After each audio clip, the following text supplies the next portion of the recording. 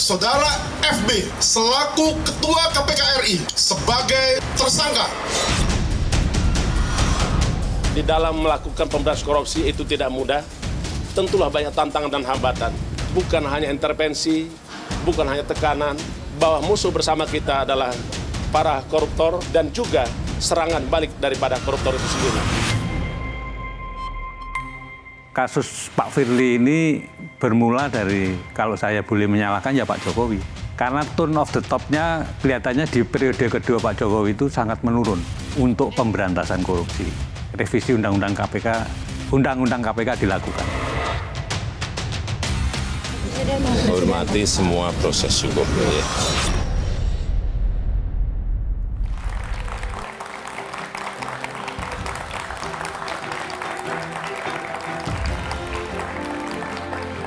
Ketua KPK nonaktif Firly Bahuri kembali menjalani pemeriksaan di Bareskrim Mabes Polri usai ditetapkan sebagai tersangka kasus dugaan pemerasan terhadap mantan Menteri Pertanian Syahrul Yassin Limpo.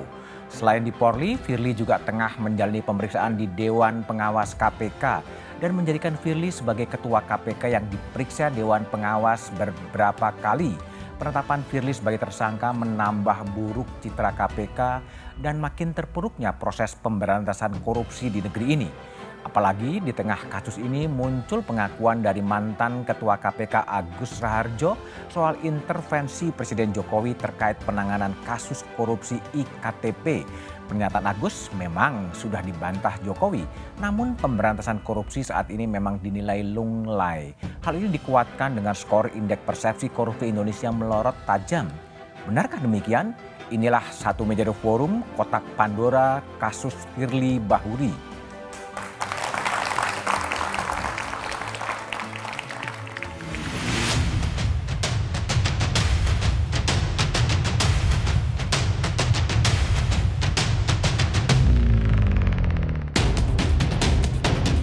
Pertama dalam sejarah, sekaligus menjadi nokta merah lembaga anti rasuah KPK saat Firly Bahuri ditetapkan sebagai tersangka kasus dugaan korupsi oleh Polda Metro Jaya. Jangan pernah menjadi pimpinan KPK kalau tidak berani untuk diintervensi, tidak berani untuk melawan tekanan. Saya kira semua orang akan mengalami rasa tekanan, intervensi dan lain. Tinggal kita memilih apakah kita berani untuk melawan tekanan itu atau tidak.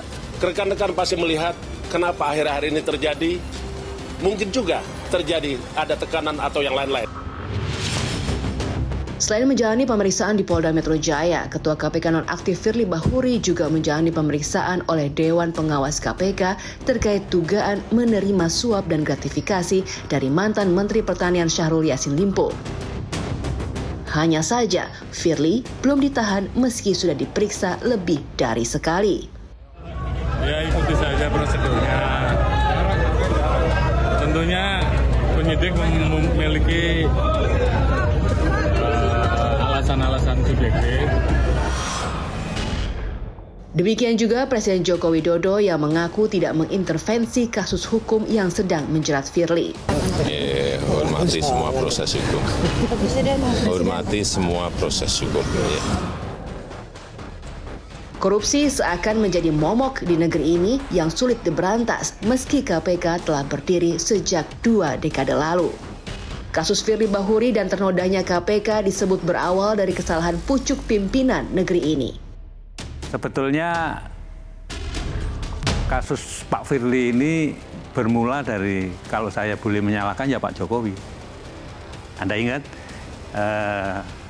revisi Undang-Undang KPK dilakukan. Selain itu, hingga awal 2023, data Indeks Persepsi Korupsi Indonesia tercatat melorot tajam dan menjadikan Indonesia berada di posisi sepertiga negara terkorup di dunia dan jauh di bawah negara-negara di Asia Tenggara. Jauh gitu dari 38 ke 34 gitu. Ini sebenarnya sudah menggambarkan bagaimana situasi pemberantasan korupsi di Indonesia gitu ya.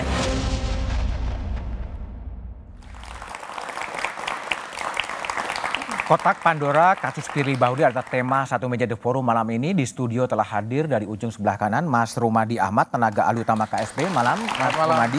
Kemudian ada Mbak Yenti Garnasih, Ketua Pansel Pimpinan KPK 2019-2023. Di sebelah kiri saya ada anggota Komisi 3 DPR, Johan Budi. Malam, selamat Johan. Dan di ujung sebelah kiri ada Abraham Samad, Ketua KPK 2011-2015. Kami juga telah mengundang Wakil Ketua KPK Nurul Gufron, tetapi Mas Nurul berhalangan hadir di malam hari ini. Sebelum saya melanjutkan dialog, kita juga pantau terlebih dahulu di Bares Krim Polri. Ada reporter Kompas TV Francisco Donasiano yang tadi pagi Firly Bahuri diperiksa sejak jam 9. Bisa diupdate perkembangan dari Bares Krim Polri, Sisko? Ya, kalau update terkininya Budiman dan juga saudara untuk pemeriksaan Firly Bahuri ini sudah dipastikan selesai. Ini informasinya kami dapatkan atau kami lihat langsung. Tadi masuk lewat pintu yang berada di belakang kami melalui gedung Awaludin Jamin seperti itu pada pukul 9:13 waktu Indonesia Barat. Namun keluar ini tidak terinformasi ataupun juga cukup terpantau oleh awak media keluar melalui Sekretariat Umum yang ada di Baris Krim Polri. Tentunya pemeriksaan ini sedikit lebih lama, 1 jam seperti itu dari pemeriksaan sebelumnya pada tanggal 1 Desember lalu, Budiman dan juga saudara. Nah, kalau kita pantau ataupun juga kami lihat tadi ketika masuk ataupun juga tadi keluar, Firly Bahuri sendiri, Ketua KPK nonaktif ini enggan untuk berbicara atau irit bicara seperti itu tentang kasus ataupun juga yang akan diperiksa pada hari ini. Kalau kita melihat atau berkaca pada pemeriksaan pertama sebagai tersangka, ini dicecar dengan 40 pertanyaan dan selama 10 jam seperti itu. Dan untuk hari ini durasi. Oke, terputus. Ini juga cukup menarik juga, kenapa kemudian Mas Budiman, selamat malam. Ya, silakan, Sisko.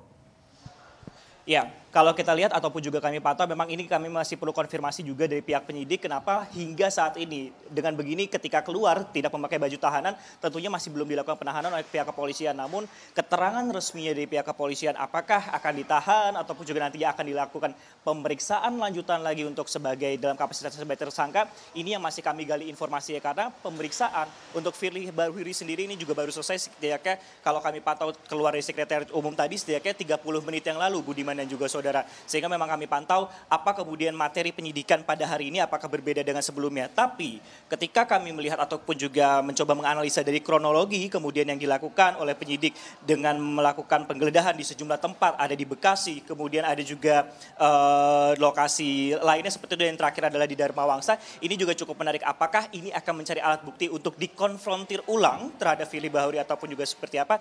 Inilah yang masih kami pastikan terlebih dahulu ataupun juga kami gali informasinya. Yang jelas pada malam hari ini ketika kondisinya keluar seperti itu, ini tidak dilakukan penahanan pada malam hari ini. Budiman. Oke, baik, Francisco Donasiano dari Bares Krim Polri.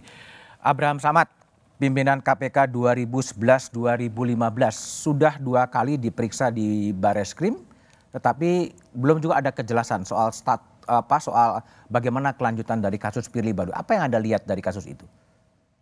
Sepertinya ada tarik-menarik ya. Tarik-menarik? Ya, karena kalau saya lihat masalah alat bukti pasti sudah cukup. Karena yang bersangkutan sudah ditetapkan sebagai tersangka. Karena kalau di dalam KUHP, kalau sudah 2 alat bukti orang itu sudah bisa ditetapkan tersangka. Tapi yang saya ingin jelaskan bahwa sebenarnya kalau kita menghargai namanya equality before the law, maka Firly bukan sekedar ditahan, tapi dijemput di rumahnya ditangkap. Baru itu terjadi yang namanya equality before the law. Kenapa saya katakan equality dengan siapa? Sama Pak Sahrul. Kenapa saya katakan equality before the law Pak Sahrul? Kasus Sahrul itu sama Firly punya hubungan. Beda misalnya kalau Pak Sahrul kasusnya tersendiri, Firly tersendiri. Tapi lihat perlakuan hukum terhadap Sahrul itu kan beda. Sahrul ketika itu dipanggil bahwa besok akan diperiksa jam 10 pagi, malamnya sudah dijemput, ditangkap. Dan itu memang dibolehkan oleh Kitab Undang-Undang Hukum Acara Pidana kita, memang dibolehkan. Oleh karena itu menurut saya seharusnya polisi juga melakukan itu. Harus menangkap Firly, membawa ke penyidik, kemudian setelah diperiksa ditahan. Harusnya dia lakukan begitu. Anda bilang tarik-menarik, apa sebenarnya yang tarik-menarik itu? Saya lihat mungkin ada sesuatu ya yang kita sulit pahami. Saya juga masih menganalisa apa sih sebenarnya yang terjadi ini ya. Sehingga kayaknya agak berat banget ini polisi untuk melakukan penahanan terhadap Firly ya. Padahal kalau kita lihat sudah beberapa tempat dilakukan penggeledahan, penyitaan dan lain-lain sebagainya. Atau mungkin saja kalau kita berpikiran positif Mas Budiman, jangan-jangan misalnya penyidik ini kan ada waktu ya 120 hari. Saya khawatir dia memprediksi bahwa dia belum bisa menyelesaikan pemberkasan pemberkasan dalam tempo 120 hari. Karena kalau seseorang sudah ditahan dan kita tidak bisa menyelesaikan pemberkasannya dalam tempo 120 hari, kemudian kita limpahkan ke penuntut umum, maka orang itu bisa lepas demi hukum kembali. Baik. Mungkin itu kalau kita pikiran positifnya. Baik, Johan Budi, jadi di Komisi 3 dan juga pernah berada di dalam KPK.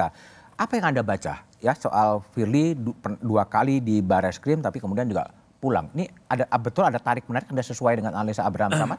Ini menyidik di KPK itu agak berbeda dengan menyidik di kepolisian. Apalagi ketika KPK mereview pada Undang-Undang Nomor 30 Tahun 2002 sebelum Undang-Undang 19 2019 yang baru ya. Jadi di KPK dulu nggak bisa SP3 sehingga ketika orang ditetapkan sebagai tersangka, ini Pak Abraham kan mantan ketua juga waktu itu, maka begitu diumumkan kalau di KPK biasanya ditahan langsung. Kalau di kepolisian karena dia bisa SP3, kadang-kadang di proses penyidikan itu bisa juga dia tidak ditahan gitu. Kan punya alasan penyidik subjektif dari penyidik ya, kan ada 3 yang melarikan diri, kemudian menghilangkan barang bukti, kemudian juga mengulangi perbuatan yang sama. Kira-kira begitu ya. Memang tadi Kapolri saya dengar sesuai itu tadi subjektivitas penyidik ya. Tapi dalam kasus ini saya melihat KPK sedang menyidik kasus SJL. Ya, kemudian Polda Metro itu mendapat laporan bahwa ada dugaan KPK memeras. Kemudian dia memproses hukum itulah. Saya melihat dua-dua ini punya dasar alasan yang kuat. Polda Metro karena ada laporan. KPK karena memang punya bukti. Gitu. Sehingga proses ini dilakukan oleh kedua institusi ini. Yang memang di luar itu kemudian bisa dipersepsikan macam-macam ya. Tapi kalau saya melihat sebagai orang yang pernah di KPK. Ketika KPK, saya nggak tahu ya, sekarang KPK agak berubah saya lihat. Kalau KPK sudah menetapkan seseorang menjadi tersangka, itu buktinya memang lebih dari 2 biasanya. Tidak cukup 2 dia, kalau lebih dari 2 itu sehingga kuat betul ini. Nah di Polda, di kepolisian itu tadi saya nggak tahu apakah ada bukti yang masih perlu dikumpulkan untuk atau ada hal lain. Saya tidak tahu. Tapi 2 institusi ini saya kira punya alasan yang kuat ya. Punya alasan yang sama kuat. Baik, Mbak Yenti, Firly adalah salah satu pimpinan yang kemudian pernah Ibu seleksi ya sebagai ketua pansel seleksi. Apakah kemudian pansel ini kecolongan ketika Firly kemudian diduga memeras atau memang sistem berubah atau orang kemudian berubah? Ya, gini Mas, saya kira pansel nggak kecolongan ya. Nggak kecolongan, oke. Tidak, karena gini, kita itu kan tahapnya lama ya, 8 bulan dan bertahap itu. Bertahap sehingga dari awal dari kita bahkan jemput bola ya untuk siapa yang mendaftarkan termasuk Pak Firly dan dari penegak hukum itu harus ada izin dari atasannya. Artinya Pak Firly pun masuk ke sini dan 11 polisi yang lain itu sudah izin Pak Kapolri waktu itu Pak Tito. Artinya apa? Pasalnya udah disaring di sana kan? Saring internal. Betul. Kan kita juga penyaringan ini kan. Dan kemudian kita ada policy brief dan penyaringan administrasi. Kemudian kita ada beberapa vendor juga kan untuk testing psikologi, manajerial, sosial, kultural juga dan kemudian kapasitinya dan sebagainya itu sudah bertahap.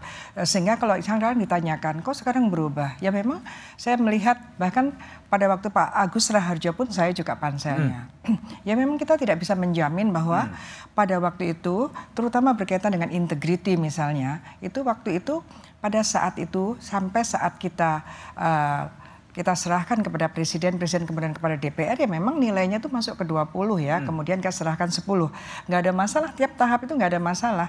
Dan masih ada waktu itu masih ada 3 atau 4 polisi, sehingga tinggal 1 polisi kan.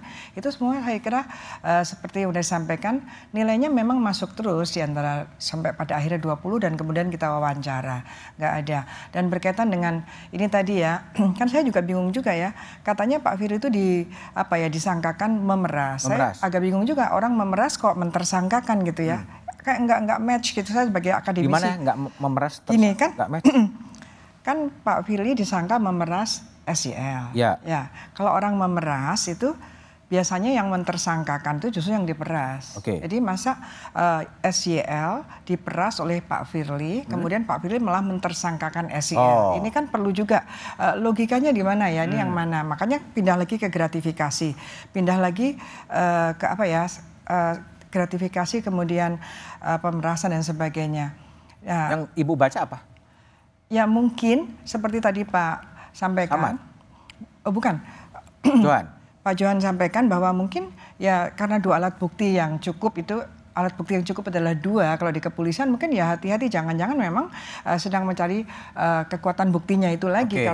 Karena kan saya juga loh kok pindah ya, bisa habis pemerasan, memeras ya. Pemerasan itu kan bisa yang memeras, bisa yang diperas.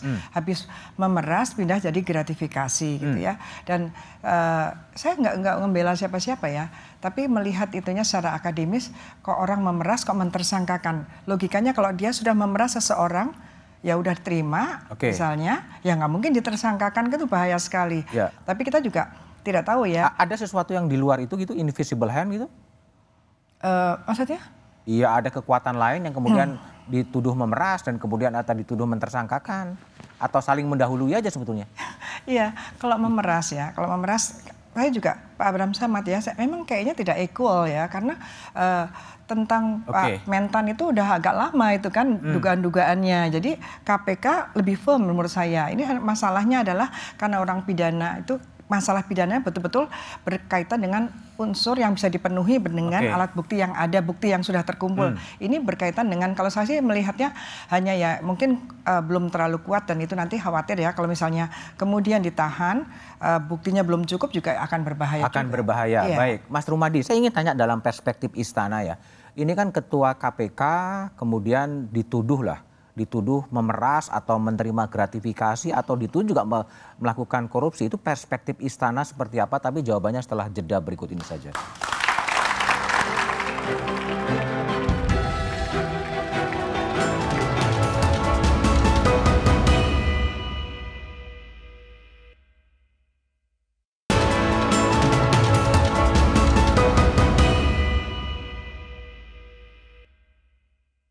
Sebetulnya kasus Pak Firly ini bermula dari, kalau saya boleh menyalahkan ya Pak Jokowi.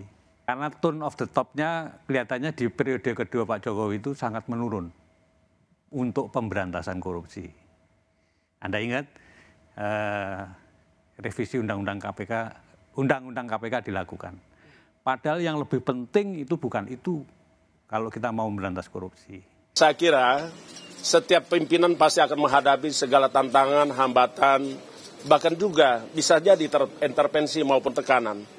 Karenanya jangan pernah menjadi pimpinan KPK kalau tidak berani untuk diintervensi, tidak berani untuk melawan tekanan, karena sesungguhnya keselamatan kita semua memang ada di pundak pimpinan KPK untuk membersihkan negeri ini dari praktek-praktek korupsi. Saya kira semua orang akan mengalami rasa tekanan, intervensi dan lain. Tinggal kita memilih apakah kita berani untuk melawan tekanan itu atau tidak. Rekan-rekan pasti melihat kenapa akhir-akhir ini terjadi. Mungkin juga terjadi ada tekanan atau yang lain-lain. Oke, masih bersama saya Budiman Tamnurjo di Satu Meja The Forum. Mas Rumadi Ahmad, Istana melihatnya gimana ya? Ketua KPK yang seharusnya memberantas korupsi tapi terjerat dalam sangkaan, apakah itu pemerasan, apakah itu gratifikasi, apakah itu penyuapan. Apa analisis dari KSP itu sendiri? Ya, terus terang ini memang situasi yang cukup berat, Mas Budiman. Dalam situasi seperti sekarang ini di mana pemerintah sedang giat-giatnya untuk melakukan pencegahan dan penindakan korupsi, tetapi ada situasi seperti ini. Bahkan sebenarnya kan kita berharap bahwa KPK itu memang menjadi ujung tombak baik pencegahan maupun penindakan korupsi. Tapi begitu ada kasus ini memang menjadi pukulan yang sangat berat bagi kami. Tapi di sisi yang lain ini juga bisa kita jadikan sebagai hal yang menunjukkan kepada masyarakat bahwa siapapun yang melakukan tindak pidana korupsi, termasuk pimpinan KPK sekalipun, ini memang harus dilakukan tindakan hukum. Dan saya kira apa yang kita saksikan sekarang ini dengan Pak Firly dijadikan sebagai tersangka dan kita mengetahui, kita bisa memantau prosesnya seperti apa, ini menunjukkan bahwa memang pemberantasan korupsi termasuk penindakan korupsi dilakukan tanpa pandang bulu. Jadi ini memang bisa kita lihat dari dua sisi. Di satu sisi memang sebuah pukulan, tetapi di sisi yang lain kita ingin menunjukkan kepada masyarakat bahwa aparat penegak hukum siapapun itu termasuk pimpinan KPK kalau dia melakukan tindakan-tindakan yang menyimpang dari prinsip-prinsip penyelenggaraan negara yang bersih, memang harus dilakukan tindakan gitu. Tapi kalau tadi menanggapi Pak Agus Raharjo mengatakan pelemahan KPK ini sistematis dengan revisi undang-undang, KSP meresponnya gimana? Ya, saya tidak mau masuk terlalu jauh ya ke isu itu karena bagaimanapun ini situasinya sudah terjadi, misalnya termasuk revisi undang-undang KPK, ini prosesnya bukan semata-mata di pemerintah tetapi ini di DPR. Jadi ini bukan semata-mata persoalan eksekutif, tapi revisi undang-undang KPK adalah langkah yang diambil baik eksekutif maupun legislatif. Baik. Abraham Samad, tadi Pak Firly mengatakan bahwa siapapun akan diintervensi, siapapun akan ditekan. Anda pernah diintervensi atau ditekan atau diteror? Kalau intervensi dari penguasa nggak pernah. Tapi kalau teror itu kan sampai akhir kita selesai menjabat itu masih diteror. 2016 saya udah selesai masih diteror kan. Tapi kalau intervensi saya nggak pernah alami. Saya nggak tahu kalau penyidik ya, tapi kelihatannya juga enggak. Karena kan biasanya kalau mereka diintervensi pasti memberitahu kepada pimpinannya. Yang banyak di zaman saya itu diteror. Bahkan pernah sebelum saya masuk, 1 minggu sebelum saya masuk, ada penyidik yang ditabrak patah kakinya tuh. Ketika dibalik ke rumahnya kan. Jadi kejadian teror seperti novel itu banyak dialami penyidik-penyidik KPK. Dan menurut saya itu yang paling banyak terjadi daripada intervensi. Oleh karena itu menarik sebenarnya apa yang disampaikan Pak Agus kalau menurut saya. Sebenarnya apa yang disampaikan Pak Agus bagus kita tanyakan Ibu Yenti. Apakah ketika memilih pimpinan KPK, pansel itu dapat intervensi? Kenapa saya katakan ini perlu? Karena menurut saya kalau tadi Ibu Yenti menyatakan bahwa skor mereka itu terpenuhi secara intelektual, yes. Tapi kan penilaian bukan di situ. Pertama, KPK sudah memberikan 1 dokumen kepada pansel dan kepada DPR tentang pelanggaran etik yang dilakukan Firly ketika dia menjabat jadi deputi. Jadi itu firm. Sehingga sebenarnya kalau bukti itu ada, beda kalau misalnya sekedar ucapan tidak ada bukti, itu fitnah. Tapi ini semua dilengkapi dengan bukti tapi toh masih diloloskan. Oleh karena itu perlu kita tanya. Mbak Yanti silakan. Apakah memang yang diintervensi panselnya sebetulnya? Tidak, pansel nggak diintervensi. Pansel itu kan kepanjang tanganan presiden. Kita setiap tahapan itu diketahui oleh presiden melalui Mensesnek, itu udah pasti kan. Karena kita memang kalaupun ya kita misalnya dapat 20, presiden nggak setuju juga boleh kok itu kan misalnya gitu. Jadi di situ clear ya bahwa itu kita hanya kepanjang tanganan presiden dan itu adalah suatu instrumen untuk menjaring dari yang pertama dulu 600 yang belakangan 360. Itu ya dari itu kemudian kita harus mencapai angka 10 orang. Nah di situ nggak ada intervensi sama sekali. Kalau dokumen yang katakan pelanggarannya Firly? Jadi waktu itu kan kita minta data dari semua penegak hukum yang kita datang itu kita minta data semua. Itu tidak diberikan pada waktu itu. Tidak diberikan? Tidak waktu itu. Diberikannya pada waktu sudah selesai. Kemudian terlambat? Iya, kita minta, kita dapat sendiri juga. Masukan-masukan kan tidak hanya dari KPK, bahkan ada yang kita bisa bikin open gitu ya, siapapun boleh menyampaikan. Dan kita sudah klarifikasi pada waktu itu tentang masalah etis itu. Kemudian setelah selesai siapa yang mau ngasih masukan lagi, sudah selesai. Begitu sudah selesai, kemudian Pak dari KPK minta memberikan surat rahasia kalau nggak salah gitu, masukan rahasia tapi sudah diserahkan oleh wartawan. Rahasia kok di wartawan kan, tapi kita udah selesai pada waktu prosedur itu. Juga? Ya iyalah kan kalau nyakisnya. Dan lagi waktu itu Pak Agus Raharjo minta kita yang datang, padahal yang lain itu kan datang ke sini gitu ya. Nah itu juga dan sudah waktunya selesai dan sebelumnya nggak ada lagi gitu. Jadi kita kan nggak mungkin juga diintervensi terus harus mundur gara-gara itu. Nah kemudian kita jalan, saya kira sampai selesai kita tuh kan bersembilan juga. Itu dari kalangan yang berbeda. Pemikirannya berbeda, pandangannya juga berbeda, dan ada juga dari masyarakat sipilnya juga kan di sana ada 3 orang itu di sana.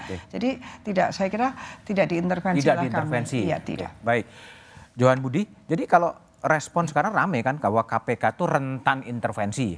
Ya, kalau tadi Mas Agus Raharjo kan mengatakan ya Pak Jokowi kadang-kadang juga mengintervensi. Selama masa Anda menjadi pimpinan KPK pernah juga terjadi intervensi dari kekuasaan? Saya menggantikan Pak Abraham sama Pak Bambang. Waktu itu karena tersangka kemudian saya ditunjuk sebagai PLT. Bulan Februari kalau nggak salah. Nah dalam masa-masa itu kondisi KPK benar-benar terpuruk.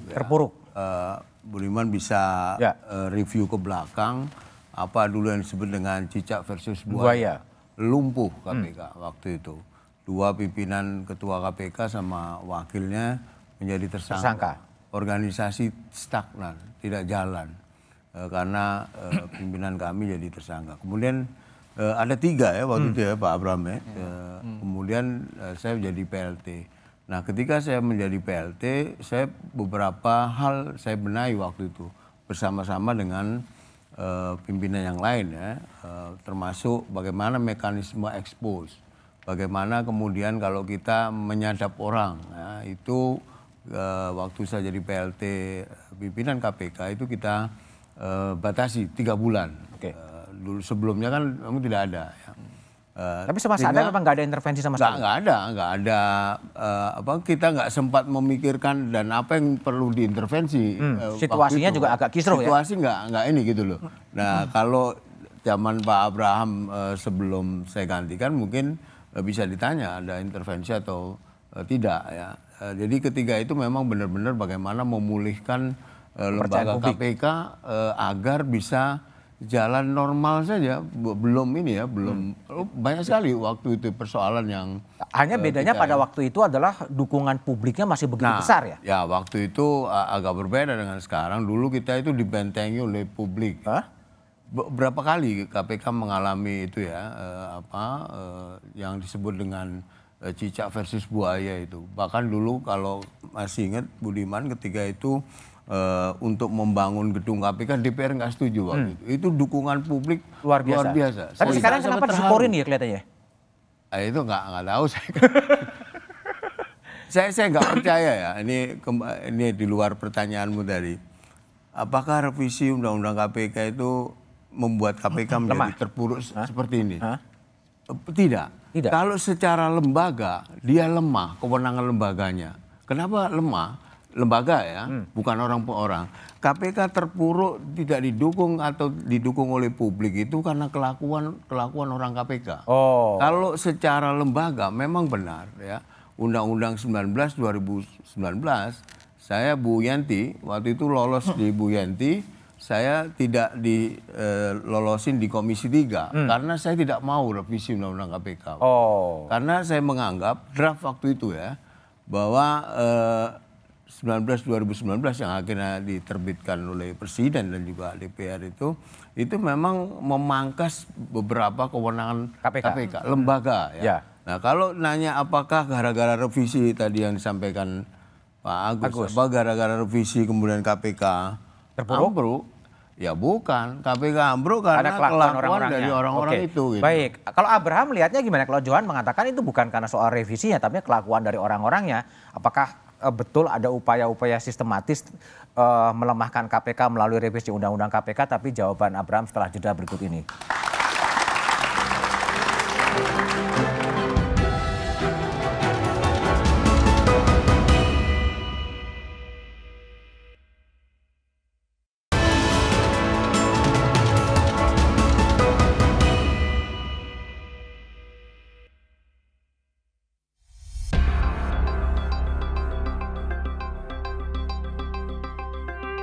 Oleh karena itu kita bilang kalau mau berantas korupsi atau mau ini jangan hanya karena momen politik. Tidak momen politik juga berantas sampai di bawah. Supaya kota masyarakat tahu bahwa betul-betul ini pemerintahan punya kinerja. Untuk masalah pemberantasan korupsi masih kurang juga. Karena buktinya aja seperti yang saat ini aja. Kepalanya daripada KPK sendiri malah bisa berbuat korupsi dia.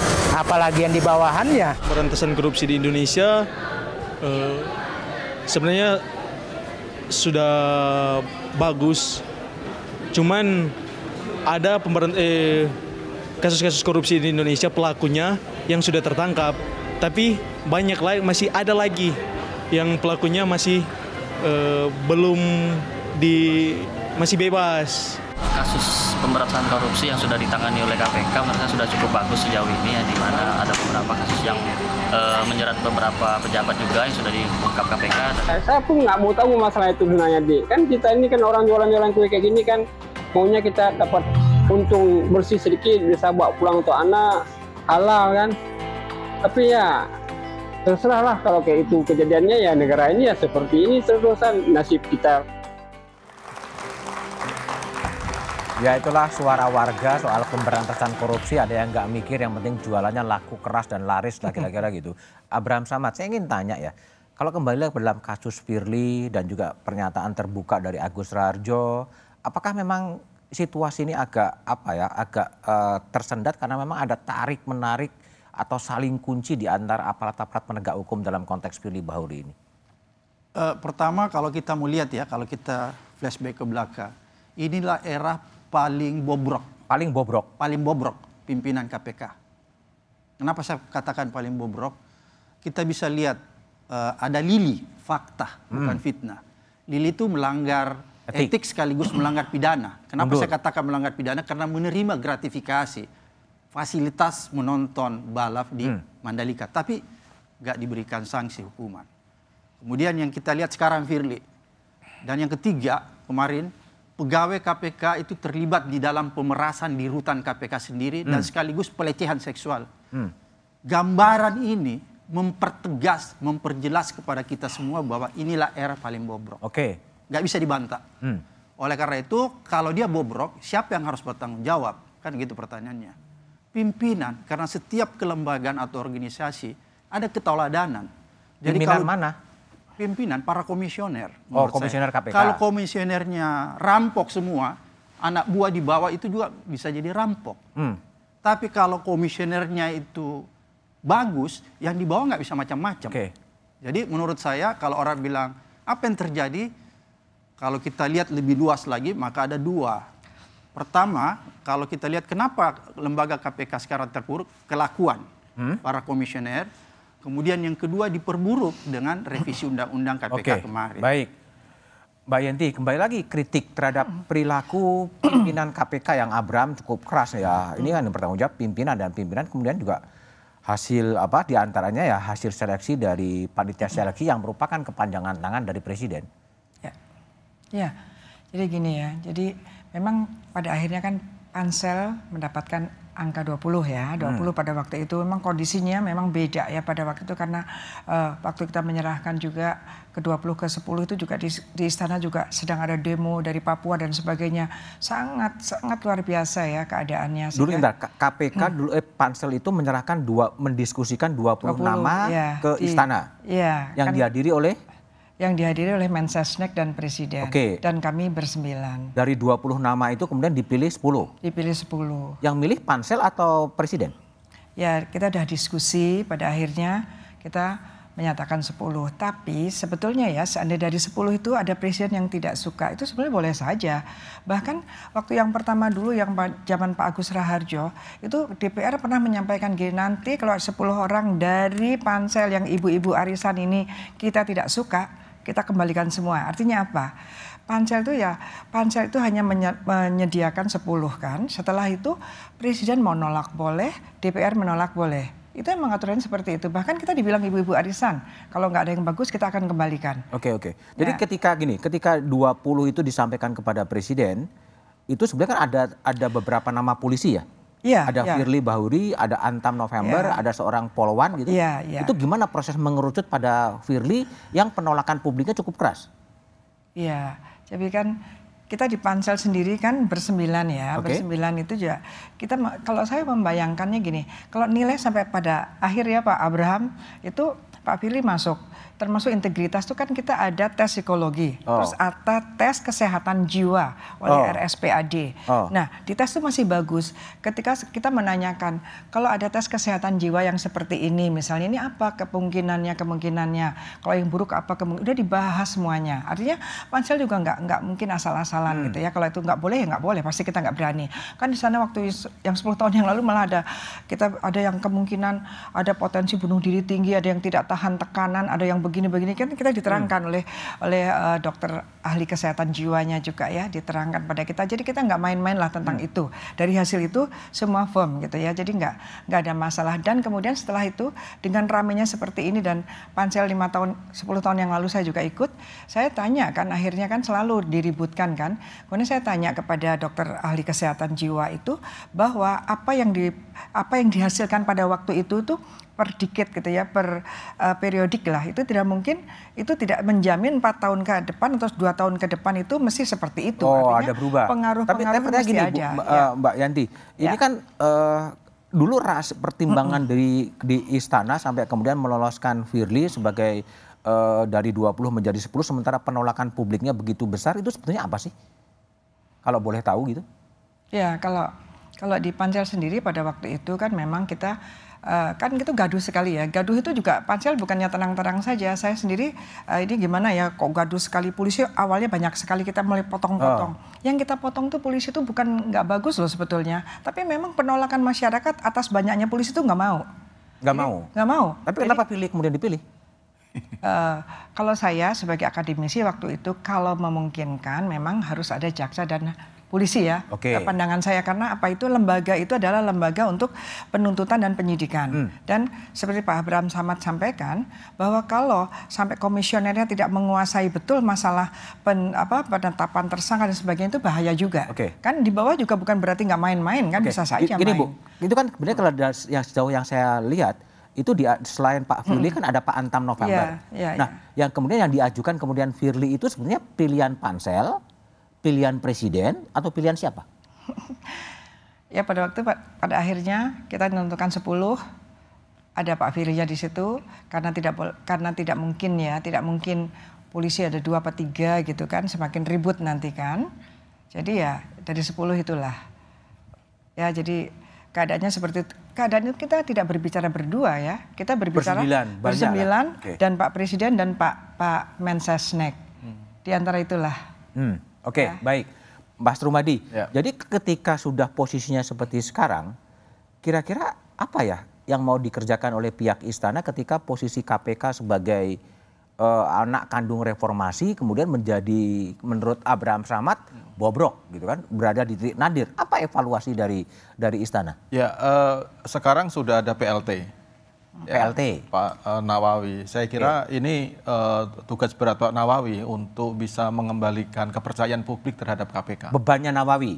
Salah satu yang paling punya. Istana akan melakukan apa? Ya, kita akan melakukan monitoring terus-menerus terhadap apa yang dilakukan oleh Pak Nawawi untuk mengembalikan kepercayaan publik terhadap KPK, karena memang ini situasi yang sangat tidak menguntungkan bagi pemberantasan korupsi. Ini di satu hal. Tapi jangan lupa bahwa KPK itu bukan satu-satunya lembaga yang melakukan pemberantasan korupsi. Masih ada yang lain. Kita masih ada lembaga yang lain, kejaksaan. Saya kira kejaksaan juga. Artinya apa? No worry lah, nggak usah worry lah. Bukan begitu, bukan no worry. Kita tetap bagaimanapun KPK adalah satu lembaga atau institusi yang memang diberikan mandat khusus untuk melakukan bukan hanya pencegahan, tapi juga melakukan koordinasi dan fasilitasi dengan KL-KL untuk melakukan pencegahan korupsi. Jadi memang ini satu lembaga yang diberikan mandat, tetapi kita nggak bisa menafikan bahwa situasinya sekarang sangat berat. Sangat berat? Sangat berat. Saya katakan sangat berat karena... sangat berat itu sama dengan genting ya? Kepercayaan publik terutama, Mas. Saya kira ini situasi yang memang harus kita hadapi, dan dengan ditunjuknya Pak Nawawi sebagai PLT, ini Pak Nawawi punya tanggung jawab yang sangat berat untuk mengembalikan kepercayaan publik bahwa KPK memang lembaga yang bisa dipercaya. Oke. Dan waktunya tidak terlalu lama, kira-kira hanya 1 tahun sehingga. Tahun karena diperpanjang MK ya? Iya, karena ada perpanjangan putusan MK itu sehingga Pak Nawawi tidak punya waktu yang terlalu banyak. Tapi kita melihat langkah-langkah yang diambil oleh Pak Nawawi sekarang ini kita monitoring terus-menerus apakah Pak Nawawi mengambil langkah-langkah yang signifikan untuk mengembalikan merecovery KPK atau tidak. Karena sekarang terus terang terjadi demoralisasi saya kira. Dengan pimpinan KPK ketua KPK menjadi tersangka itu pasti akan pukulan yang sangat berat terhadap insan KPK dan juga pukulan yang cukup berat terhadap pemberantasan korupsi. Oke, baik. Johan Budi, jadi dalam situasi yang cukup berat, pimpinan KPK-nya pun kemudian bermasalah, saran Anda apa sih untuk kemudian, apakah kemudian terpikir mengembalikan KPK seperti yang dulu gitu, sebelum direvisi atau seperti apa, tapi jawabannya setelah jeda berikut ini saja.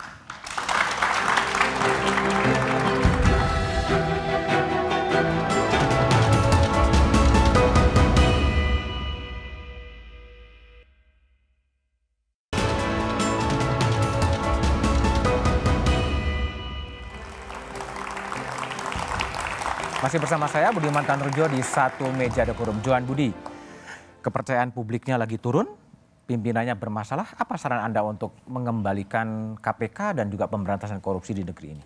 Sebenarnya sebelum ada kasus Pak Firly, saya di Komisi 3 waktu itu sempat menghadap Pak Presiden waktu itu, karena saya lihat ini kok antara KPK, polisi dan jaksa sekarang tidak ada bedanya. Nggak ada bedanya. Secara kewenangan ya. Ini kita bicara soal kewenangan ya.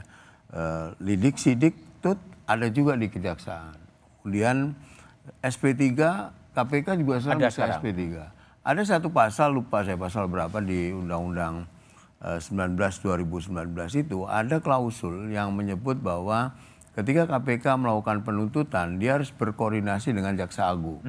Sementara KPK itu tugasnya adalah melakukan supervisi terhadap kasus korupsi yang ditangani oleh siapa, yang ditangani oleh kepolisian dan kejaksaan. Jadi ini kan, itu sempat saya tanyakan juga waktu itu ke pimpinan KPK ya ketika rapat kerja. Sehingga saya waktu itu punya ide untuk membuat merevisi undang-undang KPK yang sekarang, tapi KPK diperkuat gitu. Jadi ada kelebihan, KPK ini kan anak kandung reformasi ya, yang lahir dari reformasi. Yang dulu katanya KPK itu super body katanya, yang punya kewenangan lebih 30/2002 itu. Sekarang 19/2019 itu menjadikan KPK sama saja, bukan super body lagi. Dan lagi sekarang dia sebagai klasternya eksekutif. Iya, ini juga banyak pengaruhnya ya kepada SOP. Saran Anda apa sekarang?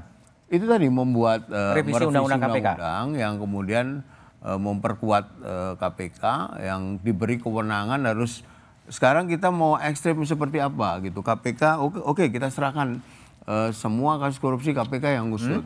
Tapi penuntutan di kejaksaan itu misalnya. Jadi mendesain ulang ya? Ya, mendesain ulang.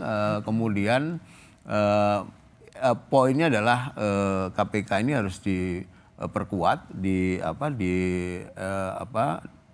lembaganya ini dibongkar lah. Dibongkar ulang. Kewenangannya itu dibongkar. Baik. Kemudian ya diberi penguatan. Oke, Abraham Samad, apa saran Anda untuk melakukan rebound terhadap pimpinan KPK sebetulnya? Sebenarnya sederhana ya menurut saya.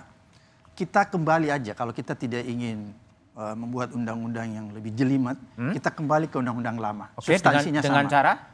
Kita susun kembali dan merubah undang-undang baru, revisi ya, tapi substansi di undang-undang lama itu sebenarnya sudah sangat memadai. Kan kalau kita lihat ya, kenapa sampai revisi undang-undang itu terjadi? Karena paling banyak dipermasalahkan mengenai penyadapan dulu. Orang DPR takut gitu ya. Padahal sebenarnya satu-satunya lembaga penegak hukum yang bisa dipercaya penyadapannya itu KPK, lawful interception. Jadi di audit, dan auditnya itu bisa dipertanggungjawabkan sehingga tidak perlu ada yang dikhawatirkan menurut saya. Itu yang pertama. Kemudian yang kedua, kalau kita lihat filosofi pembentukan KPK ya, itu ada di dalam konsideran undang-undang yang lama, itu menjelaskan bahwa adanya ketidakmampuan lembaga penegak hukum polisi dan jaksa untuk melakukan pemberantasan korupsi, Maka dibentuklah KPK. Dibentuklah KPK. Oke. Jadi KPK ini dia men-trigger sebenarnya, bukan sama, dia men-trigger. Jadi dia trigger polisi dan kejaksaan agar bisa. Sekarang udah baik? Polisi dan jaksa? Belum juga. Belum juga. Jadi masih dibutuhkan KPK. Dan satu, tidak ada satupun di dalam klausul undang-undang yang menyatakan KPK ad hoc. Jadi ini orang banyak salah, orang pikir KPK itu ad hoc ketika polisi jaksa sudah bagus jadi bubar. Enggak, di negara-negara lain. Baik. Ini Pak Johan ini ikut dulu dengan saya, kita terima penghargaan di Filipina ya, Ramon Magsaysay. Pada saat itu KPK sangat diakui di Asia ya, sehingga kita dapat penghargaan Ramon Magsaysay sebagai lembaga yang dianggap independen. Dia terlepas dari eksekutif, legislatif maupun yudikatif. Baik, Mbak Yanti, kalau Mbak Yanti lihat apa saran Mbak Yanti untuk kembali KPK menemukan kembali kepada kitohnya lah sebagai lembaga super body yang bisa memberantas korupsi? Ya sekarang kalau undang-undang itu kan lama ya. Ya sekarang yang ada sekarang ini ya harus diperkuat. Saya lihat kemarin kan begitu Pak Firly jadi tersangka juga kemudian banyak tersangka-tersangka yang baru ya. Karena ternyata beberapa itu sudah diselidik sejak 2020. Nah ini kenapa tertahan waktu itu kan harus dievaluasi. Ada apa sih sebetulnya? KPK sekarang dengan Pak Pamulango ini harus betul-betul melihat kasus-kasus yang kenapa tidak bisa selama ini tertahan dan sebagainya. Itu di dalam KPK sendiri sekarang dilihat, dilakukan apa yang sudah ada bukti-buktinya. Kita tidak mungkin kita menunggu undang-undang baru, sementara koruptornya seneng dong. Mungkin perpu dibuat. Nggak tahu juga ya. Tapi yang jelas gini, kita jangan sampai menunda kalau ada koruptor-koruptor yang memang harus segera ditangani.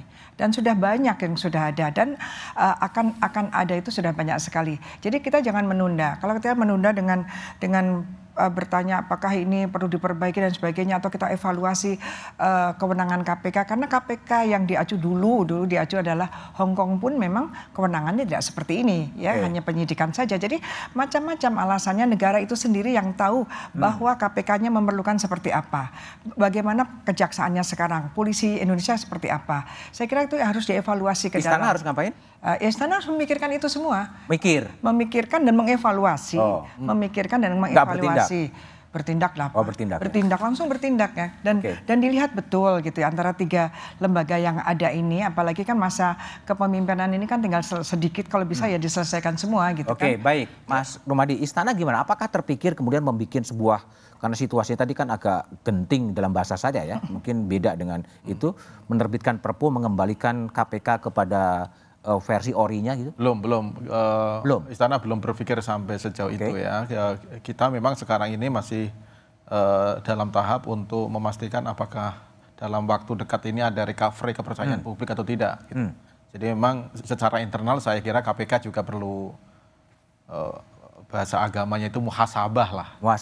Melakukan introspeksi mengapa misalnya dukungan publik bisa seperti ini padahal dulu KPK itu didukung publik luar biasa. Saya kira memang harus ada refleksi pada aspek itu. Itu yang pertama, Mas. Kemudian yang kedua, saya kira kalau kita memang mau memperkuat, mempercepat penanganan korupsi, saya kira ada undang-undang RU lain yang juga perlu kita percepat, misalnya RU perampasan aset misalnya yang mentok di DPR. Masih mentok di DPR. Sejak bulan Mei Presiden sudah berkirim surpres ke DPR, tapi sampai sekarang belum ada tindak lanjutnya seperti apa. Saya kira memang semua komponen baik eksekutif kemudian legislatif termasuk yudikatif saya kira memang harus bekerja sama-sama karena pencegahan korupsi, pemberantasan korupsi itu bukan semata-mata eksekutif, itu beyond eksekutif. Jadi beyond eksekutif. Jadi semua komponen saya kira memang harus bahu-membahu dengan niat baik untuk bagaimana negara ini bisa bersih dari korupsi.